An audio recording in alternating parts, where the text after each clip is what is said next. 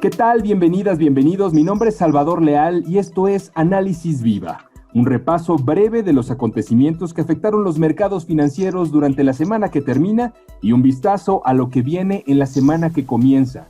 El día de hoy nos acompaña Alejandra Marcos. Ella es directora de análisis y estrategia de Casa de Bolsa Intercam. Alejandra, muchas gracias por estar con nosotros. ¿Qué tal, Salvador? ¿Cómo estás? Encantada de estar aquí contigo. Pues vámonos directamente a la información. Platícanos un poquito el estatus de COVID-19 en el que nos encontramos esta semana y cómo eso sigue afectando a los mercados de México y del mundo. Pues sí, mira, hasta el día de hoy hay más de 2.700.000 casos alrededor del mundo.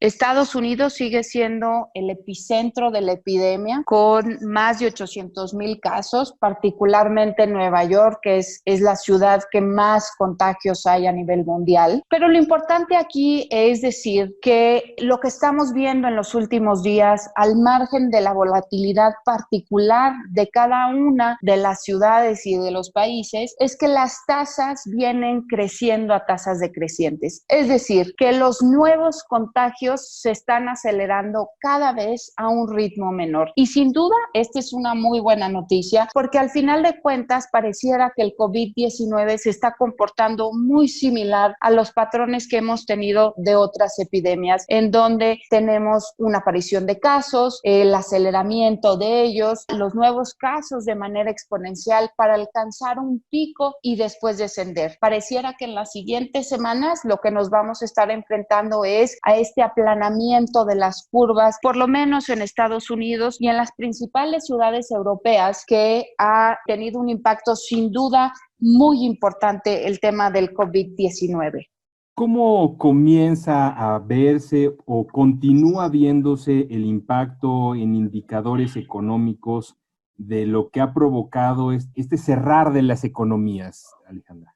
Pues sí, mira, esta semana tuvimos la publicación de los PMIs de Europa y de Estados Unidos, que son los índices de actividad económica adelantados, que nos dan un poquito de sabor o de guía de cómo va a estar la economía en el trimestre. Y lo que apuntan puntualmente en el caso de Europa es que tenemos una contracción de la economía más o menos en el orden del 7.5% en la eurozona. Vale la pena muchísimo señalar que esto es consecuencia de este sudden stop, de este paro súbito en la actividad económica producto del distanciamiento social, y sí es el índice de actividad económica más bajo en la historia de este índice. Wow. Entonces, sí está apuntando a que los índices de ya el segundo trimestre de este año están indicando que la actividad económica se va a contraer de manera muy importante en el segundo trimestre.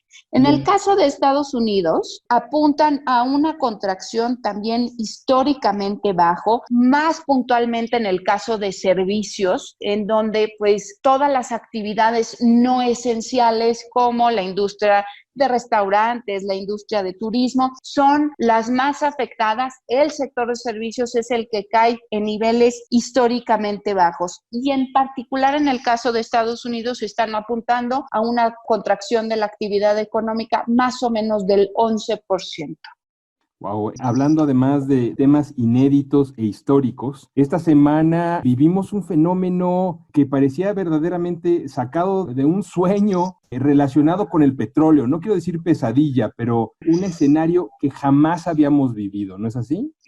Sí, para todos los economistas esto es algo inédito porque nos habían dicho que no existen precios negativos sí. Y gran sorpresa, esta semana los precios del petróleo fueron negativos. Ahora, sí vale la pena tratar de explicar qué está pasando. En la industria del petróleo tenemos un excedente enorme de oferta. Y el tema es que a pesar de los constantes recortes por parte de la OPEP que se anunciaron en semanas pasadas, el mercado piensa que no son suficientes y que va a seguir habiendo una demanda muy limitada y una oferta enorme. El tema aquí es que los especuladores tenían posiciones abiertas, largas en el caso del petróleo, y en el momento que empieza la cercanía a los vencimientos de estos contratos, pues tienen que recibir el petróleo en físico y el costo del traslado, el costo de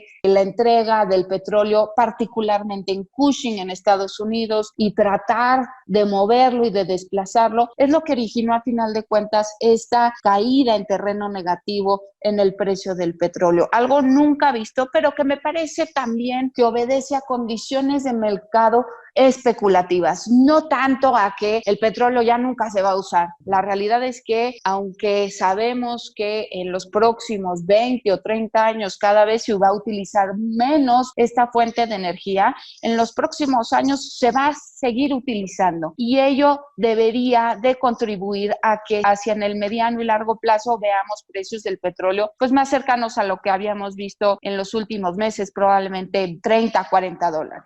Movámonos hacia México, Ale. ¿Cómo reaccionó esta semana Banco de México? ¿Qué medidas se tomaron? ¿Qué medidas propusieron a los mercados para tratar de sortear esta tormenta en la que nos encontramos inmersos? Sí, mira, súper importante esta semana con respecto a la actuación de Banco de México. Yo, por mi parte, me pongo de pie y hago una ovación, porque finalmente tenemos una autoridad monetaria que salió al rescate dentro de la ley orgánica que tiene Banco de México, no solo a recortar la tasa de referencia en 50 puntos base, en una reunión no calendarizada y también de manera unánime. Entonces tenemos una tasa de referencia marcadamente a la baja y anuncia 10 medidas muy importantes, muy similares a lo que vimos que aplicó la Reserva Federal hace un mes, y lo que está tratando de hacer Banco de México es garantizar la liquidez en el mercado y tratar de llevar esta liquidez al sistema financiero para que a su vez el sistema financiero actúe de manera tal que pueda poner a disposición de hogares, familias, pequeñas empresas, crédito. Entonces, eso es una serie de medidas muy importantes, totalizan cerca de 750,000 millones de pesos, es más o menos el 3.3% del PIB. Y muy importante es que Banco de México dice, oigan, nosotros pensamos que dadas las condiciones actuales de la epidemia en México y en el mundo, es posible que la economía se contraiga 5% en el primer semestre del año, y por eso decide actuar. Entonces, está haciendo dentro de lo que le permite la propia ley del Banco de México rescatar o ayudar a limitar el impacto sobre el empleo y los ingresos de los mexicanos. Entonces, doble aplauso para Banco de México. No hay que olvidar que el mandato de Banco de México tiene que ver con un objetivo de inflación. ¿Cómo va ese objetivo, Ale? Es correcto, y me parece que dada la última lectura de inflación, en donde se ubicó últimos 12 meses en 2,08, abajo de su objetivo, sin presiones inflacionarias claras, es por la que se decide actuar. Tuvimos este dato de inflación en donde fue menos 0.72%, fue una caída más profunda de la que se esperaba en el mercado. Tenemos una caída puntual en gasolinas, tenemos la baja estacional de tarifas eléctricas, caídas en tarifas aéreas y en servicios turísticos. Y me parece que la combinación de políticas monetarias más acomodaticias en el mundo, sumado a esta baja lectura de inflación, le dan suficiente margen de maniobra a Banco de México para poder actuar. Y vale la pena también decirte que dejó abierta la reunión del 14 de mayo. Va a depender de las circunstancias en ese momento, pero no es difícil descartar un recorte adicional de 50 puntos base tan pronto como en la próxima reunión. Con respecto a esta semana y también adelantándonos un poquito a la siguiente, a lo que viene, estamos en época de reportes trimestrales. ¿Por qué no nos platicas para cerrar este podcast un poco acerca de eso? Sí, es correcto. De hecho, estamos frente a reportes trimestrales del primer cuarto del año, tanto en México como en Estados Unidos. Se sabe que la afectación más importante del COVID-19 va a ser en el segundo trimestre de este año, pero hoy las expectativas son que en Estados Unidos las utilidades caigan en el orden del 14%. Hay empresas y sectores que han reportado bien, consumo discrecional ha sido algunos de ellos, pero también ha habido empresas y sectores que han reportado debajo de las expectativas. Energía, servicios financieros son algunos de los casos. Y el tema aquí más relevante es que las guías que están ofreciendo en general las compañías y los directivos con respecto a la afectación que vamos a ver en el segundo trimestre y hacia adelante por el tema de la epidemia son bien relevantes. La tasa de sorpresas positivas es 64% a la fecha, con más de 100 empresas que han dado a conocer sus resultados. Es un poquito abajo lo que habíamos visto históricamente, que se encontraba cerca de 70%, pero aún así es una muy buena tasa de sorpresas positivas. Y en el caso de México, tenemos que, pues en general, las utilidades de las empresas van a estar creciendo muy moderadamente. Me parece